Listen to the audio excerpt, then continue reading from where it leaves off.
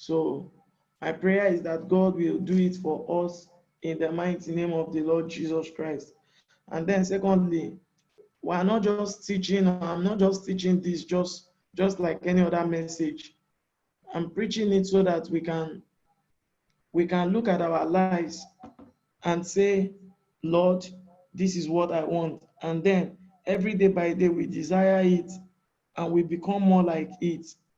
So this is my prayer, that God will do this and many more in my life and in your life in the mighty name of the Lord Jesus. So it says here in verse 43 of Matthew chapter 5, ye have heard that it hath been said, thou shalt love thy neighbor and hate thine enemy. But I say unto you, love your enemies, bless them that curse you. Now let's take it bit by bit, because there is something we have to look at here. Jesus said, ye have heard, it have been said, that thou shalt love thy neighbor and hate thy enemy. That was what was said before now. But I say unto you, that's the old covenant. I say now, love your enemies and bless them that curse you. Jesus Christ did not just say this because he wanted to say this. Jesus Christ was preaching and saying this because he had already learned to love his enemies. You know that Jesus had plenty of enemies, right?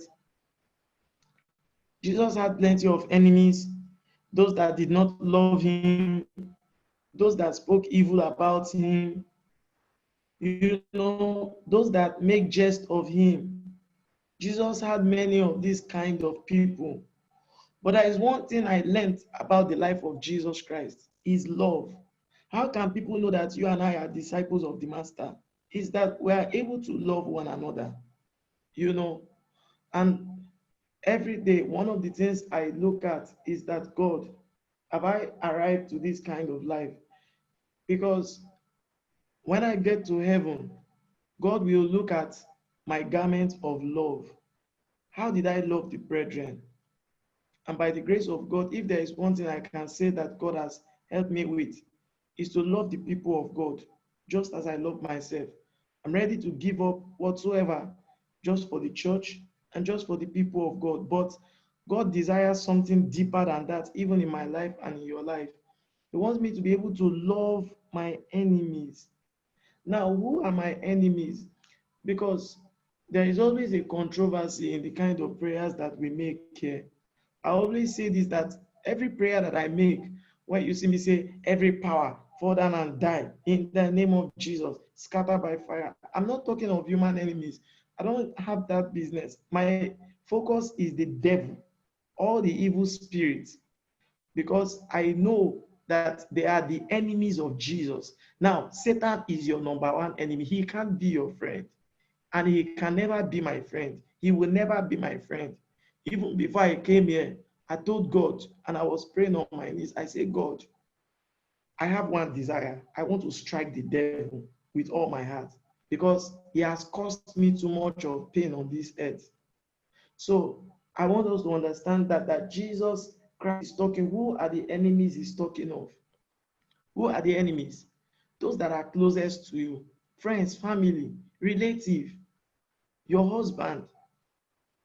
These people, you might see them as enemies. That's somebody that did something to you and that is wrong, or that has desire to kill you. But you know what God is saying? Go an extra mile. He says that love these people, love them. So he says that love them, bless them that curse you, bless them that curse you. There are many people that have laid curses or abused or done a lot of things to me. It doesn't stop me from loving them. In short, they are the ones that I love the most. I'm not saying that you should begin to do such kind of things to me.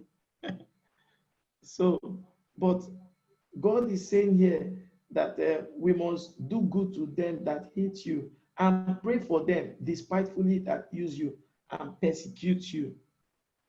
Now, you know, when people will talk about forgiveness, one of the best way I believe that we can forgive one another is praying for one another. If you're able to pray for somebody that did evil to you in one way or the other, it's a sign that you are a disciple of Jesus. I don't mean when you hear a news about somebody and your mind you're saying, well, that person deserves it. You might not say it out, but in your heart. So as we grow in grace, one of the things that the Holy Spirit does to us is that He begins to watch your motive for doing the things you're doing. Like, let me give an example. Somebody was the person that killed your uncle, and then you just hear that the person is filled with stroke. And you say, okay, it is well. Maybe for the evil this person has done, maybe God is trying to reward this person. Now, if you say that that's not a higher life, there's a higher life. Now, even if you say that, I'm not saying that maybe you go to hell, you go to heaven. No, that's not what I'm talking about here now. But there's a higher life. The higher life is that, am I willing to go an extra mile and pray for that person, that good things would appear in that person's life? If you do this, see what will happen to you when you get to heaven. When you get to heaven, God will keep an award for you in heaven. It's an award of love. So there are many rewards God has kept for us, even when we get to heaven, And it is also how well we are able to love one another. Look at what Jesus said. Remember that all these things Jesus spoke about is what He went through. Jesus wouldn't have said these words in Matthew. Everything you see Jesus speaking about in the Bible is all that He went through for 33 years, or even before He was crucified. So look at that even in verse 45. Look at what Jesus said. Look at that. He says that ye may be the children of your Father which is in heaven.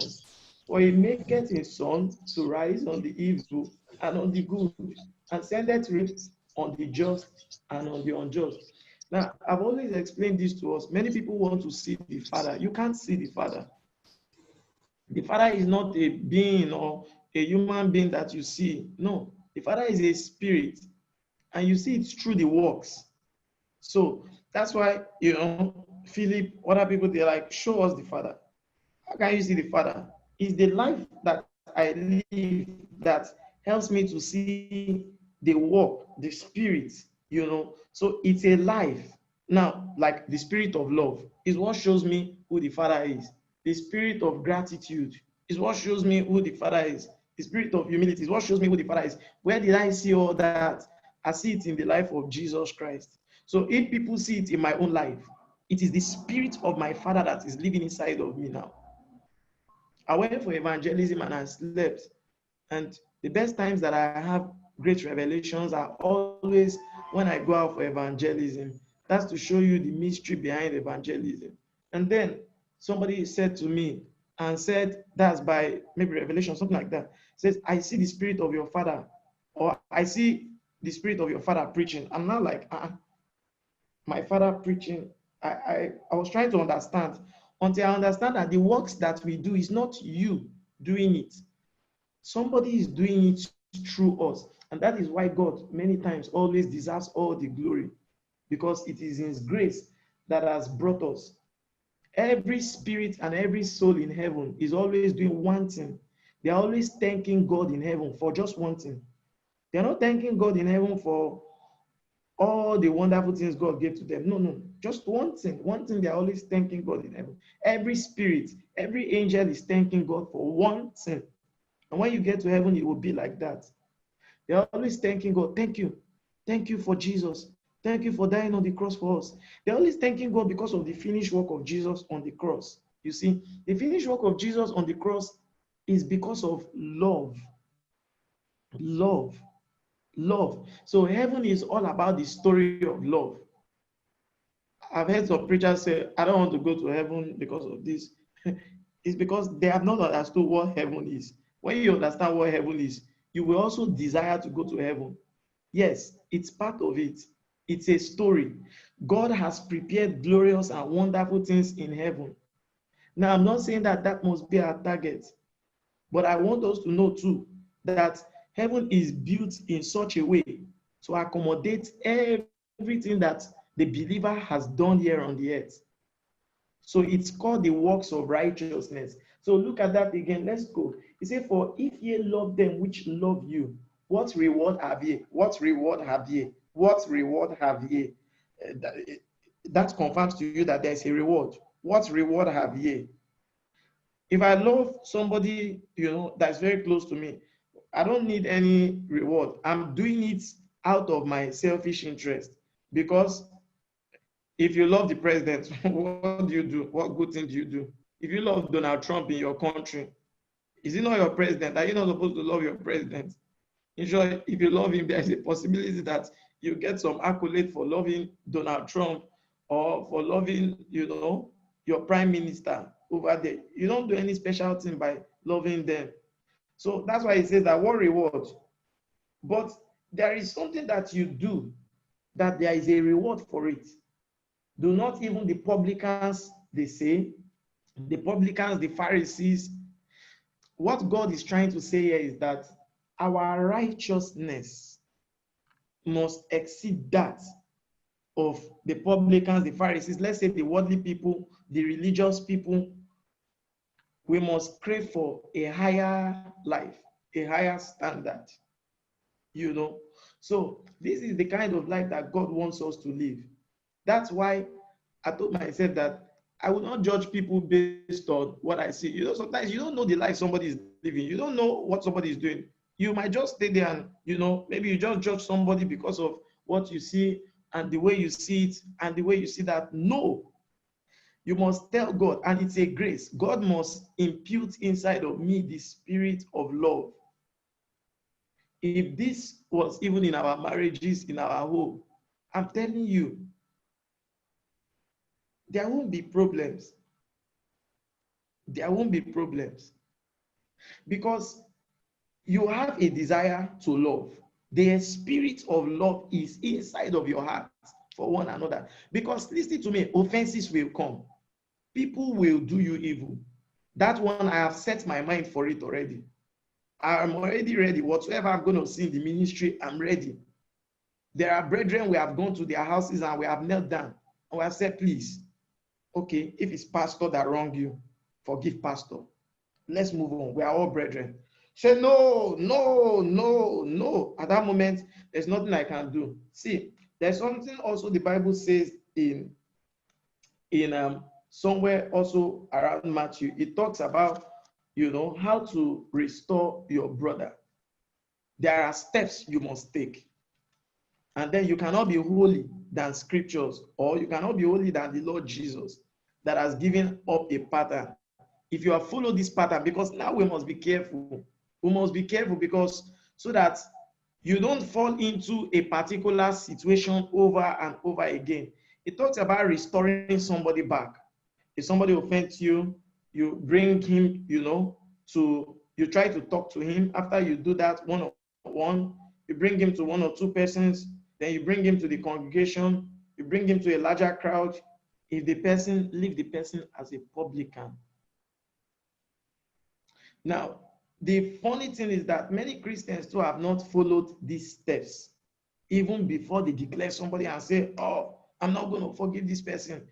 This person is my enemy. I hate this person. How do you want to get to heaven like that? I've heard people say, no, we are not going to, this problem is only when we die.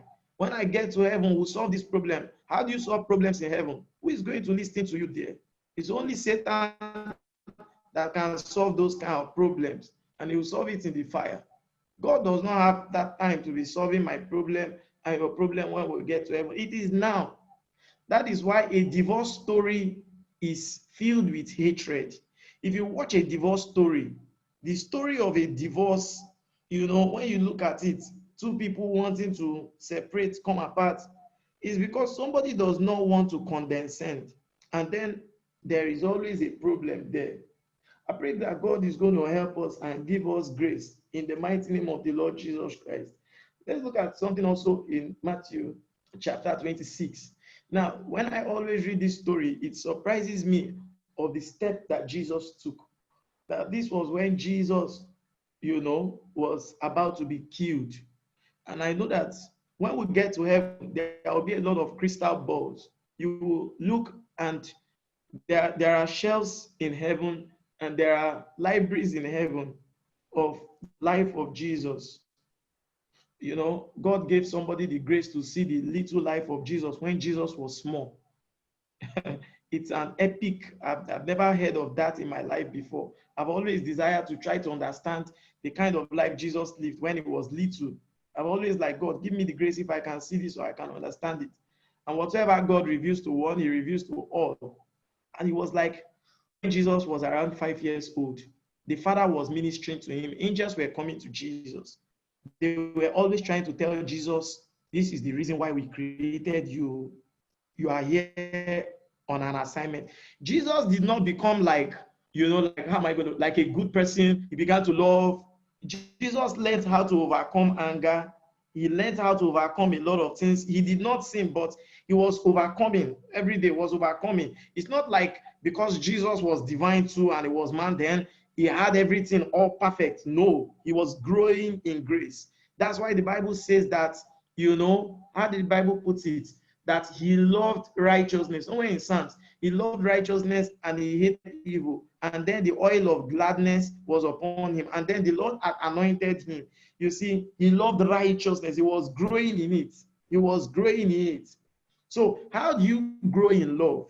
You grow in love when people even do you evil, and then you are able to still condescend, and then you are still able to love, and then you are still able to go an extra mile.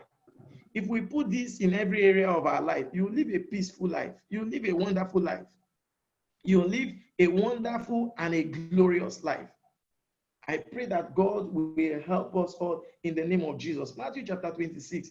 If you look from um, um, um, I'm looking for a better place to look from. Let's look at from verse 47. Verse 47. Now, something surprised me about Jesus. You know who is going to kill you. Don't tell me Jesus doesn't know. Jesus knows who is going to betray him. Jesus knows who is going to kill him.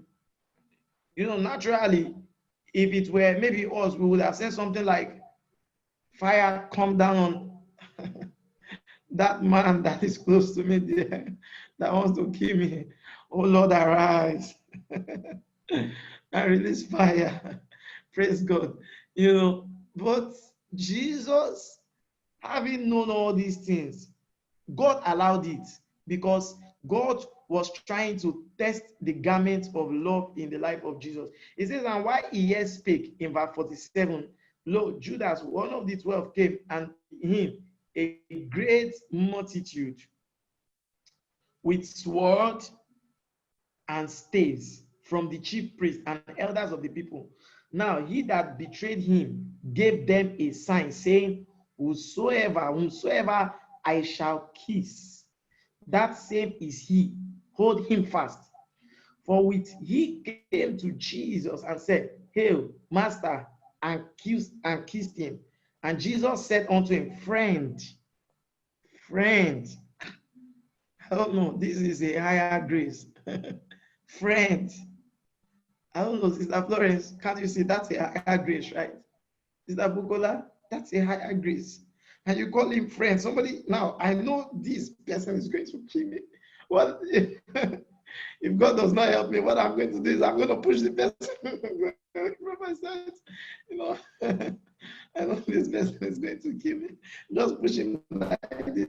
Okay, arrest me now. But the story wouldn't be complete in heaven because look at what's happening there. All the angels and all the saints, and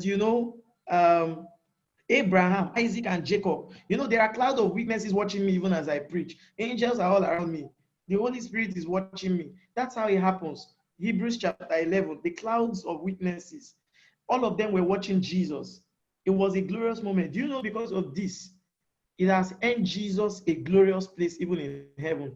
Jesus is the King of Kings, is the Lord of Lords. But every step and everything you do on this earth will be rewarded. So that's why I told myself, I'm going to ensure that I get all the reward that God has kept for me. Not reward maybe because of you did this or no. is also because of the kind of life that that person lived, for how many years he's going to stay here. And Jesus said, friend, wherefore art thou come? Then came they and laid hands on Jesus and took him. Now, remember, Jesus was praying in Gethsemane before now, right? When you read Jesus' prayer, what kind of prayer was Jesus praying? Did you hear Jesus praying like, Lord, I know it's Judas that will do this thing to me. Oh Lord, punish this man. Punish him. I know it's Judas. Let this man not prosper. He's the one that will kill me. I know. You know, he can't be crying like that. He's the one that will kill me, Lord. I know he's the one that will do this thing to me. You know, it's not like that kind of prayer. God will still answer, but it's not a higher life. It's a higher life. It's called a higher life. So God was watching, because you remember, I always say this: 24 hours or 7 days before any human being dies on earth. If you die by witchcraft, there is a level of manipulation going on all around you. And if a saint is going to die and get to heaven, there are angels monitoring and watching him. Remember, it's not an ordinary story. I have a book in heaven, and my book, the name of my book is named The Story of Anne-Elisha Dozier. Everything I will do on the earth is written in heaven. The story of Christy, the story of Grace and Ken is written in heaven. It's what I'm telling you. When you get to heaven, you realize that all I told you was the truth. It's all written in heaven, you know. So, but when Jesus was making this prayer, I believe the angels were watching closely. They were watching closely. They were watching the kind of prayer Jesus was making. Is he going to say Judas because he knew? Is he going to say this? This all earned him a great and a glorious place in heaven. Let's bring it to our lives. It will happen in your life. It will happen. People will cheat you. It will happen. You know, people will do this to you. Many times, you know, all in the name of pastor. There are things people do, you know. I say pastor now, you know, all in the name of, you know, it's pastor now, you know. But listen to me. Leave all to the Lord. Vengeance is not for you to take. If somebody offends you, forgive the person. There are many of us, we find it hard to forgive. You know, we must just move forward, forgive and move forward. Because when you do not forgive, the Bible says that your heavenly Father will not forgive you. You know why? You put a stumbling block, not because your heavenly Father does not want to forgive you. It's you and it's me. I put a stumbling block before me, between me and the Father. I put the stumbling block. So the Father cannot forgive me because I refuse to forgive this other person. The story of salvation is enough for us to learn to love. Because if you're trying to think of somebody that has sinned greatly, I've done so many wrong things against the Lord. That's the way I think. If I've done so many wrong things against the Lord and God is able to forgive me, I've struggled with so many things in my life. I've struggled with a lot of addictions in my life that nobody knows about. Now, if I'm able to overcome this and God gave me the grace, why shouldn't I do the same thing to another person? This is the life that Jesus was living for 33 years. And this is the kind of life that God is called us to live, you know.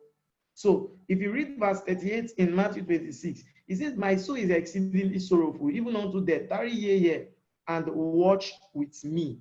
And he went a little further and fell on his face and prayed, saying, oh, my Father, if it is possible, let this cup pass from me. Nevertheless, he was not even focusing on all the soldiers. He knew that soldiers were coming all around him. He was not focusing on all those people. He was thinking on the heavenly inheritance, the great prize. Now, whenever the devil wants you to hate, always think of what you will miss. You will miss the great prize. When we get to heaven, it's a story.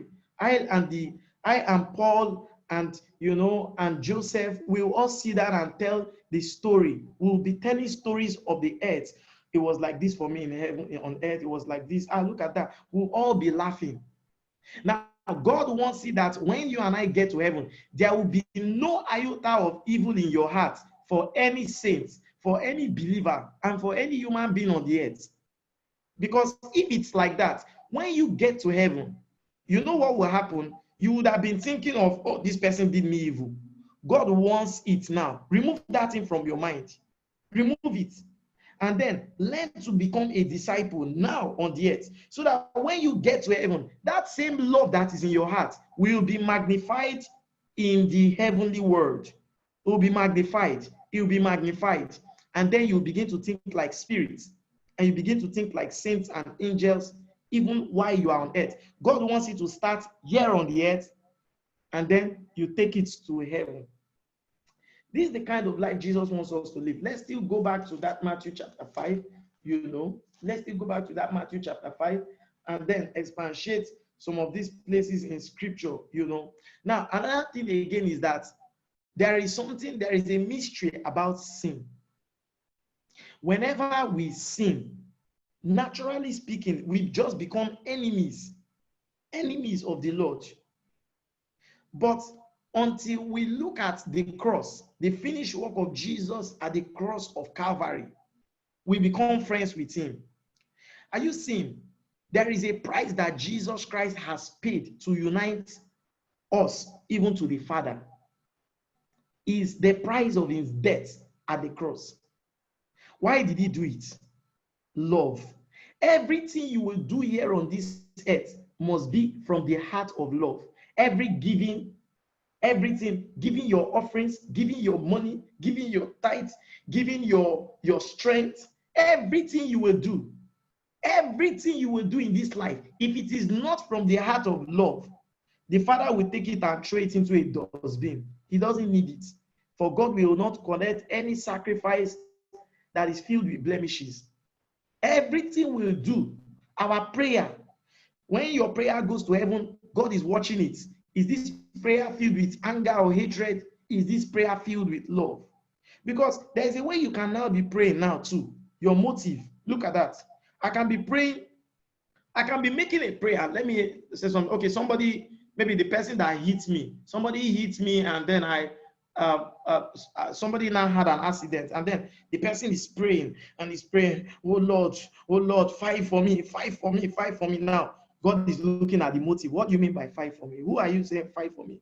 Oh Lord, fight for me, fight for me. Look at this accident in my life. Oh Lord, fight for me. In your heart, that fight for me is fight that person that hits me now. Fight that person that hits me now. Fight that person that hits me now. Hasn't it happened to many of us like that too? If it has not happened to you, it has happened to me several times. Now my motive is not pure. And then every time the Holy Spirit comes to me, it's like my motive. As you grow in grace, God will be showing you the deepest areas that you need to become more like Jesus. And then this is the only way we can get to heaven. God wants to perfect us. God is a loving Father. Everything you do must be love. Love. You shouldn't hear of something happening to somebody and in your heart, you begin to, you must show concern. Yes. Don't just say, it's in my heart. Show concern. Show concern. Even if it's the brethren, God really wants to show love first to the brethren and to those outside. Because I always hear Paul say, to the brethren, to the people among you, show them love. Show them love. This is how we can draw many even into the kingdom. Show them love. I went to visit one of our sisters, and then I was so surprised. And she's a worker in the church. I said, let me just go and check the family and all that. And you know what they said to me? Pastor, no, we can't come to this church. Look at this, our sister. Look at what she's doing. I was surprised. I said, what? What? And I said, do you want me to kneel down for you people? I'll do it. I don't mind. Forgive our sister. Forgive her. Forgive her. She's going to be better. Forgive her.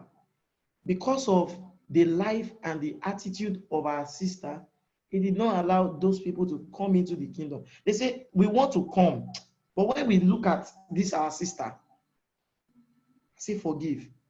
It's my fault. I take the blame on myself as her pastor. forgive. It's my fault. Forgive her. Forgive me. And then I asked again. I asked them later, after talking to the sister, I asked them later, how is this character of our sister? And they said, Pastor, she's trying now. I was very happy. I was filled with joy in my heart. Let others see the Lord Jesus inside of us. Let us perfect this holiness in the fear of God. In your marriage, if God has put you and then you are on top, how do you treat your servants? All those people around you. How do you treat them? I can say boldly before heaven, whether those that have lived with me, the same way, the same thing I take is the same thing they take. The same thing I do is the same thing I want for them too.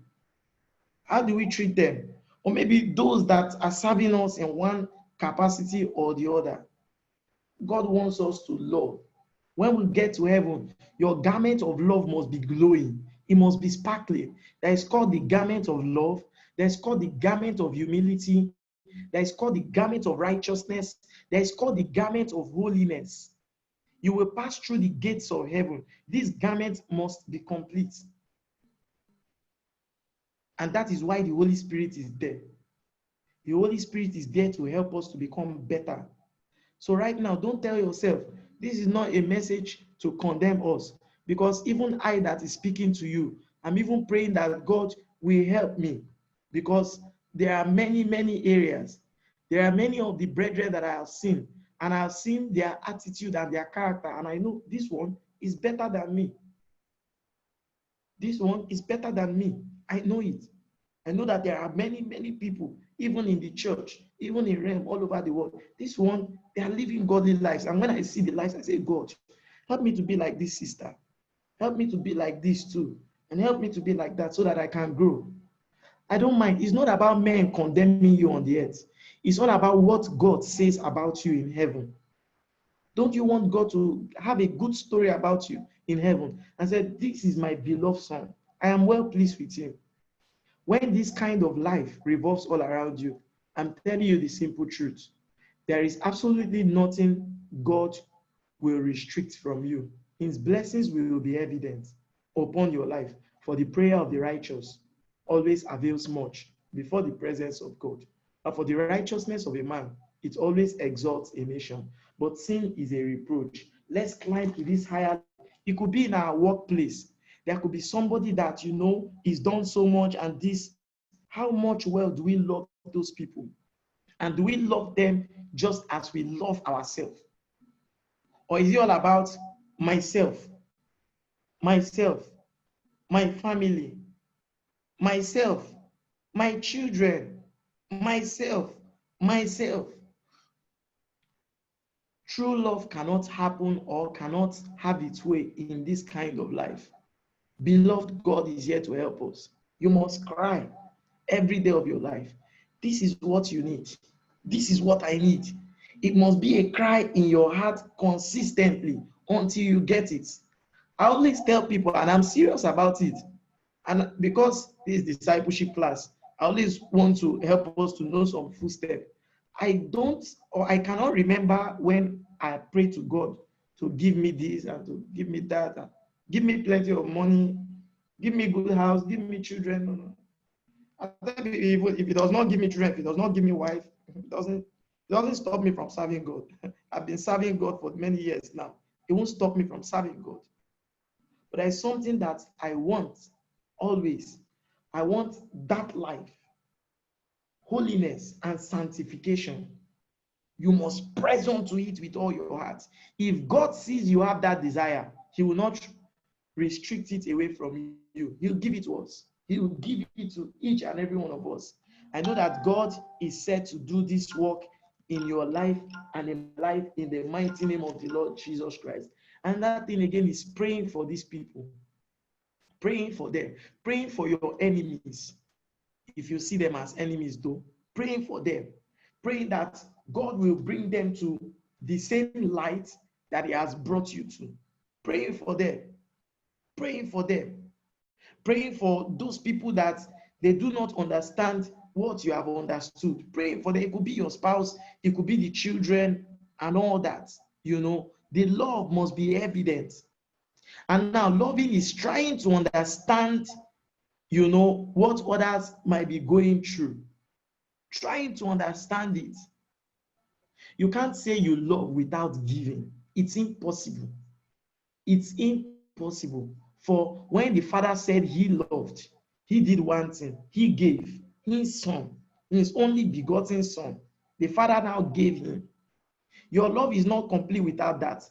Giving is not, when people talk about giving, the first thing that comes to people's mind is money, money, money, money, money. Yes, money is a part of it, because there are many people that are tight-fisted and they are self-centered. So God uses it as a trait to judge and to watch some people. Yes. Because the Bible says that if you are not faithful with this unrighteous mammon, who is going to give to you the riches of the kingdom? But one of the ways, when we want to know your trait of love, how much do you give your time to that particular thing? How much do you give your energy to that particular thing? How much do you give your strength to that particular thing? I tell people in the church, we don't need much people.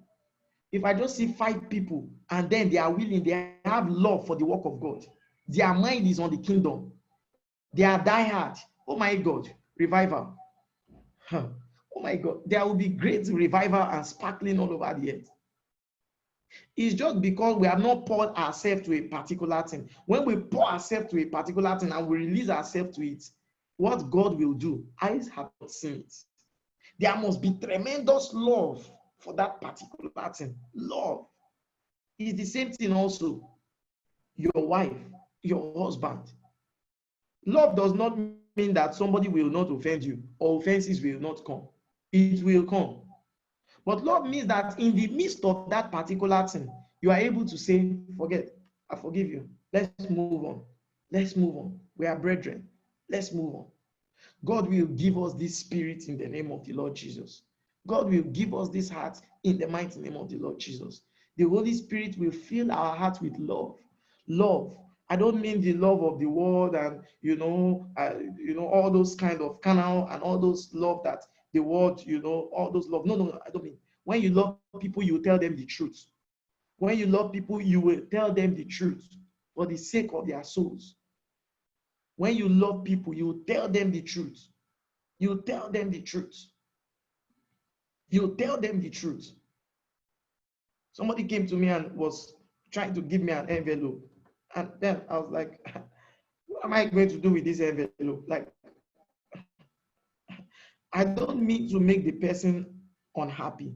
But I'm like, that I love, do you love it? That sanctification, that holiness that makes me to wait, do you love it? That holiness. I said, take your money back. And I said it in a gentle way. That's not what I'm after here. You don't just come to me and, the first thing, you want to give me money. No, for what? Like, have you accepted the messages I'm preaching to you? Do you understand the messages I'm preaching to you? Do you love what I'm telling you? Do you desire that life of heaven? What are you giving me that for? If you have done that which I want you to do and then you desire it, even if you give me anything, I'll collect it from you. Because first and foremost, the soul is what is important. The soul. So your love for people must be for their soul. For their soul. When going out for evangelism, your love is for their soul. Not what would I get? How would I get this? What would I get? During the days when we started serving God, when I decided to do this work, I was asking God. My parents were crying and they were like, Chidozie, why? Why have you decided to follow this? I say, this is what God said I should do. I say, no. Some other people say, Chidozie, you're very stubborn. Listen to this. I say, no, this is what God said I should do. It became a very big problem. But my heart was, I say, no, there are souls that God wants me to save. And when we started, just went to a building and, just 1, 2, 3 souls. When God sees your faithfulness in love for the people, committed to the vision, I'm telling you, his blessings will be evident. It is very much certain. His blessings will be evident. My beloved, this is the kind of life that Jesus was living for 33 years. And then that's why the father always said, "This is my son. Listen to him. This is my beloved son. I know him. Listen to him." Are we going to do this? Are we going to live up to this standard? Look at this in Matthew, um, in Matthew chapter 7, verse 24. Look at this. In Matthew chapter 7, verse 24, it says, "Therefore, whosoever heareth these sayings of mine and doeth them." Now, these things that you have heard. Now, look at what is important here. What is important here is not about hearing. There are many people that think because I studied this and I've read this, I've read that. No, no, it doesn't work like that in this kingdom. Is how much revelation did you get in the little that you have zapped? How much revelation?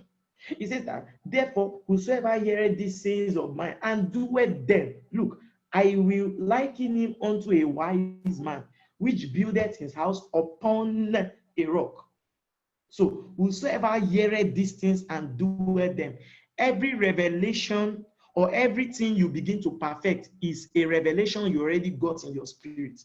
I cannot begin to love until I get the revelation of love in my spirit man. If you did not perfect it in your spirit man, you have not gotten a revelation of it. You must tell yourself the simple truth. If I cannot overcome anger, I have not gotten a revelation of it in my spirit man. If I cannot overcome this particular thing, it is because I have not gotten a revelation. For every revelation of scripture that enters into your inner man, it will surely produce results. These are words of spirit and wisdom. It must produce results. Every revelation, I don't care what it might be, every revelation. So that is why when you are reading scriptures, tell the Holy Spirit something. Let this thing enter my inner man.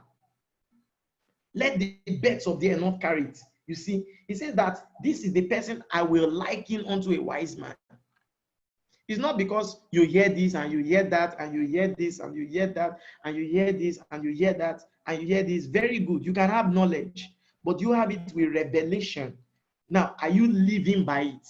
Remember, the things Jesus began to do and to what? Teach. Now, even though you have not begun to do, there must be a desire that this is what I want. My beloved, when you do this, there is nothing like, am I going to go to hell? Am I going to go to heaven? Am I going to? You are surely a candidate of the kingdom. You are a saint living here on the earth. You are living in two worlds. You have become a spirit inhabiting just the human body.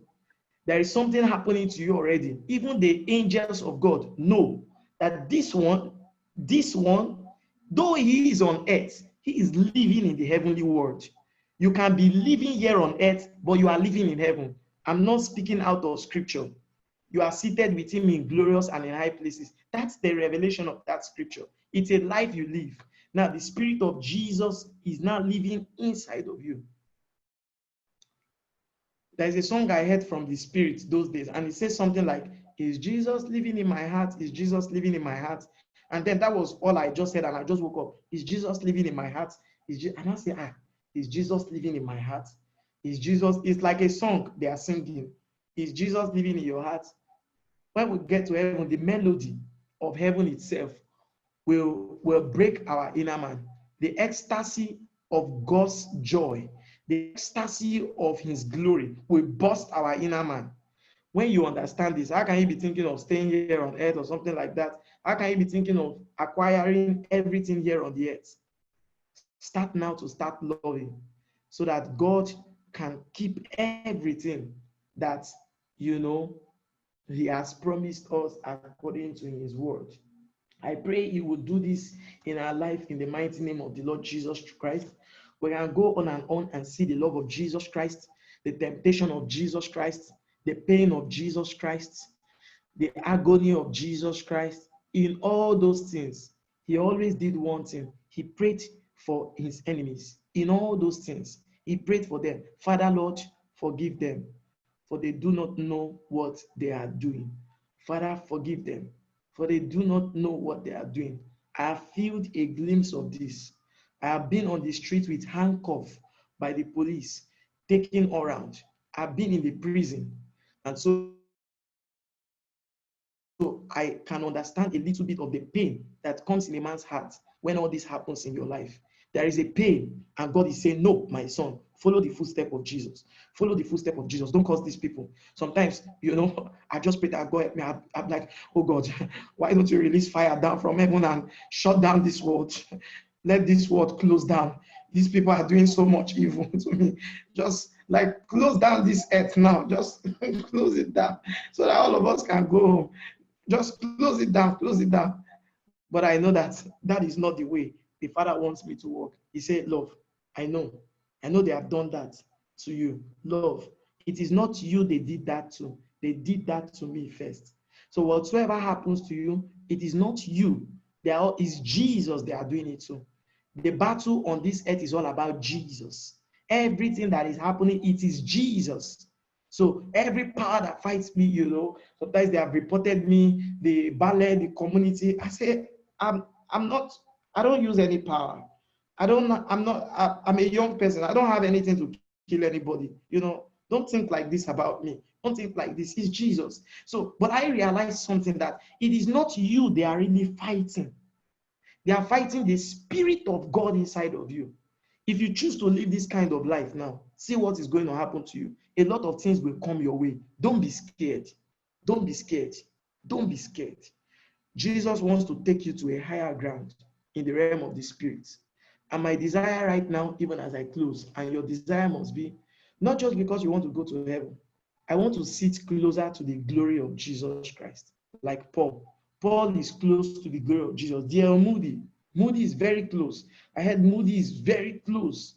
Elijah, the apostle, all these people are closest to the glory of Jesus.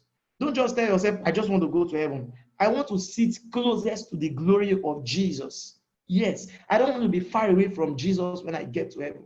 I'm not just telling you something, it's a reality in the spirit. So that is why when you understand what happens in the realm of the spirit and mix it with scriptures, I'm telling you, your understanding becomes broadened. It is what happens in the realm of the spirit. There are those that are closest to the glory of Jesus. Those that what? They have the spirit of love, the garment of holiness, the garment of righteousness, the spirit of humility. It's revolving in your life. It's revolving in your life. It's revolving in your life. You see what God will do in your life. Your life will never remain the same again. You must cry for it. Tell the Lord, this is the life that I desire. I want it. I want it. I know that I've not gotten there. I know that I've not gotten there. I know that I've not gotten there. Are you going to talk to the Lord? This is what I desire. This is what I desire. I desire it with all my heart. I want to receive it. I want to receive it. Are you going to talk to the Lord? This is what I desire. This is what I don't want money. I don't need all these things. But this is what I desire. I desire this kind of life. I want the Father to say to me, I want to overcome all the things in my life, all the anger in my life, all the lust. There are still lust in my life. I want to overcome it. I want to love like Jesus Christ. No matter what comes my way, I want to love like Jesus Christ. No matter what happens to me, Lord, this is the life that I crave for. This is the life I desire. Men might not see it, but God sees your heart. God sees what is in your heart. This is what I desire, Father, Lord. Oh, Lord God Almighty, I want to be grounded in scriptures, in your word. Teach me this life that Jesus did. Show it to me every day. Show it to me as I sleep. Show it to me in my dreams. Show it to me in the spirit. Father, do this work in my life, oh Lord. Do this work in my life. Do this work in my life so that when I die, when I get to heaven, oh Lord God Almighty, I will see all that you have kept for me, all that the Father has done. Oh Lord, give me the grace to overcome, oh Lord God Almighty. Oh Lord, all the hatred, all the unforgiveness in my heart, oh Lord. Give me the grace, oh Lord, to perfect this. The Bible says that perfecting holiness, even in the fear of God. The Bible says that as I have loved you, you also should love them also. The Bible says that, and they might know that ye are my disciples. That's what the Bible says. Father, Lord God Almighty, this is the life that we crave for. You do this in our life, Lord. You do this in our life, Lord. You do this in our life, Father. Father, have your way. Do this in our life. Let us begin to practice it now. Let it begin to show in our life. When you have this life, You do ministry with a difference. When you have this life, your family with a difference, your children with a difference. When you have this life, everything will work out for your own good. How can the devil have power over your life? How can the spirit and the wicked principality, how can they have power? They will get away all in the name of the Lord Jesus. Tell the Lord, this is what you want. Your eyes, you will have good precision. You'll be concise. The Spirit of the living God will do his work in our life until we surely get to heaven. Father, give us this life, Lord. Father, we need your grace, Lord. Holy Spirit, I know that you are hearing from heaven, and I know that you are here. You are listening to this, Lord. Holy Spirit, you will do it in our life, Lord. Remove all the unchrist likeness in our life. Remove everything in my life. Remove it, oh Lord God Almighty, and help us to be better. For it is your grace that have brought us here. It is because of your spirit. It is because of your calling. It is because of your sacrifice. It is because of your gift unto us. It is because of your love, the epic story of the love of Jesus for human beings. That is what has brought us here, Lord God Almighty. Help us, Lord, not to lose this garment of love. Help it to radiate in our hearts, oh Lord God Almighty. The garment of hospitality, oh Lord God Almighty. For in so doing, Abraham will come angels, and the blessings of God was upon Abraham. Oh Lord, you prospered everything that he did, oh Lord. And you said, look at my servant Job. Look at my servant Job. There is nobody like Job in all the earth. I have blessed him in everything that he doeth. Oh Lord God Almighty, when we live this life, oh Lord God Almighty, I know that your blessings will be made permanent in their life. Do this for us, oh Lord, we pray. In the name of the Lord Jesus Christ. Amen. I don't know if we did my assignment. Who are those that did the assignment? Just one or two. Remember the assignment? Okay, let me put this in where I could see it better. Um, well, okay, you tell me about that. To be sincere with you, I even almost forgot. Okay,